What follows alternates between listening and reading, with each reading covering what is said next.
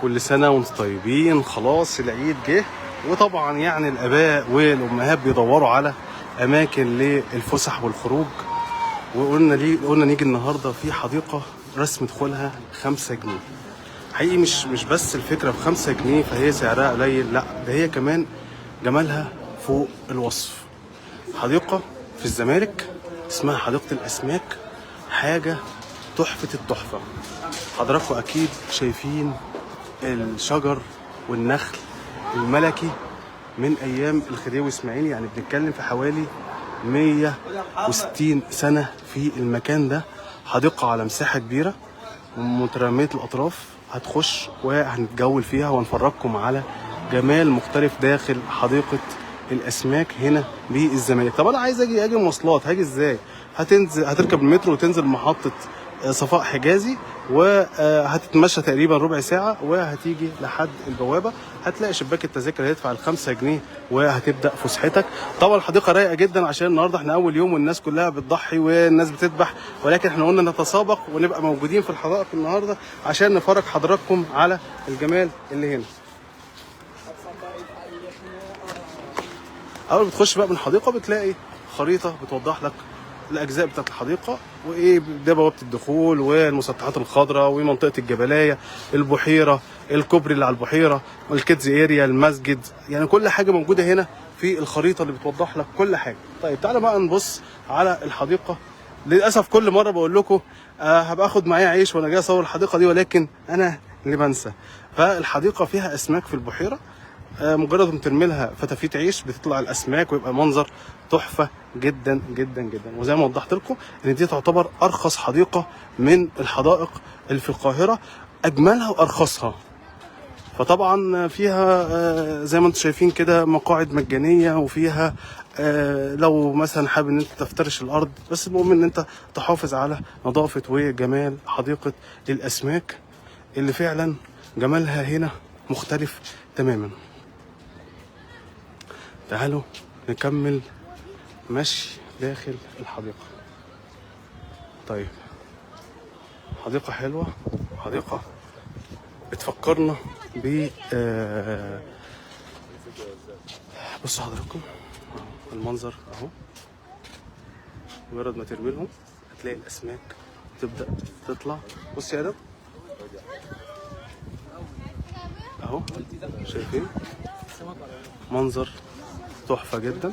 كمان من ضمن الحاجات الحلوه اللي موجوده هنا الجبلايه والكوبري القديم ده اللي موجود هنا. بصوا حضراتكم الاسماك، عشان ايه الناس بتقول لك ده ما فيهاش اسماك، اهي الاسماك اهي كتير، لونها حلو قوي. يلا طيب اول ما حضرتك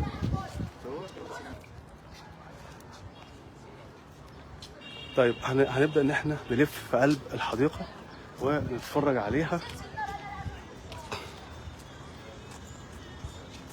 الاشجار كتير جدا، اشجار اكتر من الناس اللي موجودة في قلب الحديقة، لذلك انت تحس هنا بمتعة كبيرة جدا. مسطحات خضراء حلوة.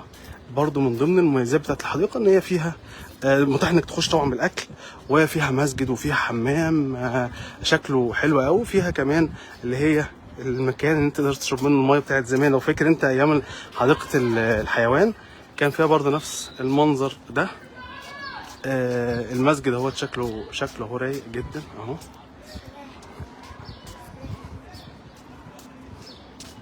برضه طيب تعال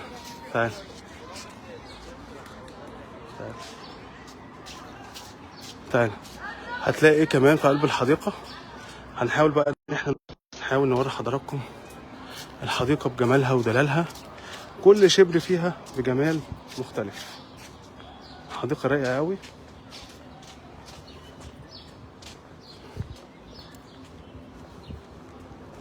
هنحاول دلوقتي نتجول داخل حديقه الاسماك. يا جماعه دخولها ب5 جنيه، بتكلم بجد، ده مش كلام. هتيجي هنا هتلاقي الواقع، بس هي بتفتح من الساعة 9 الصبح، يعني اللي هيجي هنا يبقى واخد باله لازم يجي بدري جدا، من 9 الصبح اخرها الساعة 5 مساء.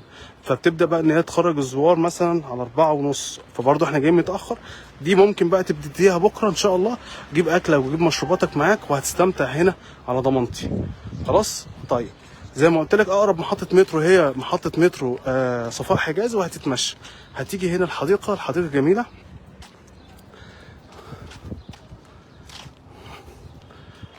أشجار كتير وخضرة وجمال رائع في قلب الحديقة. برضو من ضمن الحاجات اللي لو انت جيت هنا حديقة الأسماك ما تنساهاش هي الجبلية. منطقة الجبلية دي من أيام الخديوي إسماعيل. بصوا يا جماعة الأشجار عامل إزاي، بصوا الأشجار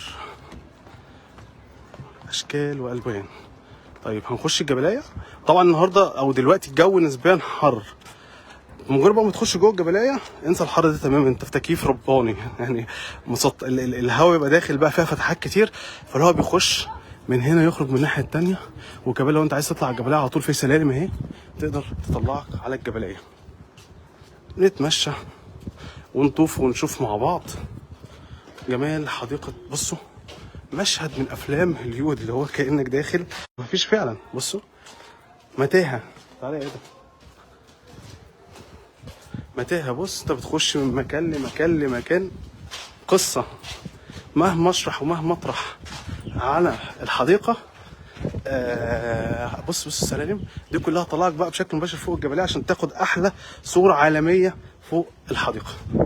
هطلع فوق وهفرجكم. طبعا ده الجبليه ثالثة. للاسف الشبكه قطعت مننا واحنا جوه، كنا عايزين نوريكم كهف او مغاره الخفافيش، لكن للاسف الشبكه ما كانتش احسن حاجه. طيب بصوا بقى كده احنا طلعنا فوق الحديقه، شايفين المنظر عامل ازاي؟ اللهم بارك. ده كله يا جماعه مكان ضخم مساحته كبيره، تقدر انك تيجي هنا وتستمتع. كمان فيه معمل بحثي مليان اسماك، يعني في بتاع 20 حوض مثلا، كل حوض فيه اسماك بشكل